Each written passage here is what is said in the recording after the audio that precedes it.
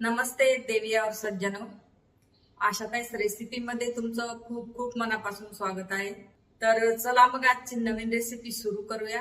आज मी तुम्हाला शिळ्या चपात्याची एकदम छान अशी रेसिपी दाखवणार आहे। तर इथे मी ह्या 2 शिळ्या चपात्या घेतलेल्या आहेत। चपात्याचे बारीक तुकडे करून घेऊया।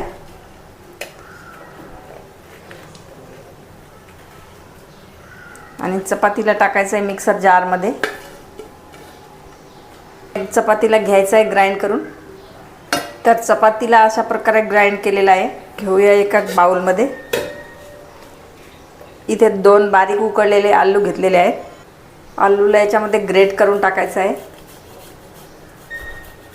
आलूने टेस्ट पण छान येईल, याची बाइंडिंग पण छान होईल। आता याच्यामध्ये टाकूया एक बारीक कापलेला कांदा।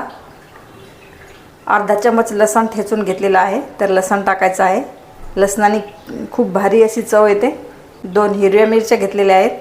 अर्धा चमच जिरा, चवीप्रमाणे मीठ, थोडीशी हळद, हिरवी कोथिंबीर आणि किंचित 1 पिंच गरम मसाला टाकूया। कलरसाठी अर्धा चमच टाकूया काश्मीरी लाल मिरची पावडर। करूया मिक्स।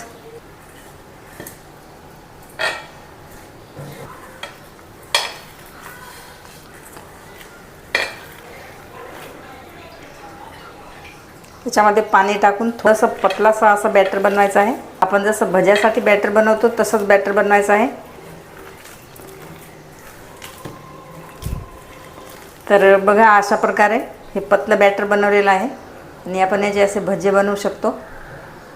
तर हे बॅटर तयार आहे।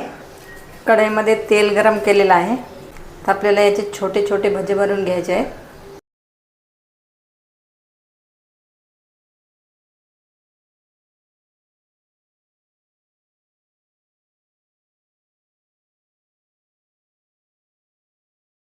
एक वेळेस हे भजे बनवून खासाल तर असं वाटणार पण नाहीत की हे चपातीचे भजे आहेत म्हणून। एवढे भारी भजे लागतात।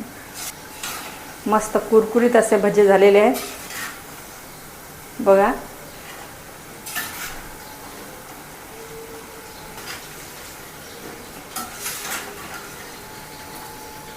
तर भज्यांना घेऊया काढून। छान फ्राय झालेले आहेत बघा। कलर पण खूप छान आलेला आहे। तर देवी और सज्जनो, हे चपातीचे भजे कसे वाटले कमेंटमध्ये जरूर सांगा आणि रेसिपीला लाईक शेअर सबस्क्राईब जरूर करा। तर मग चला भेटूया अशाच एका नवीन रेसिपी सोबत। तोपर्यंत बाय बाय।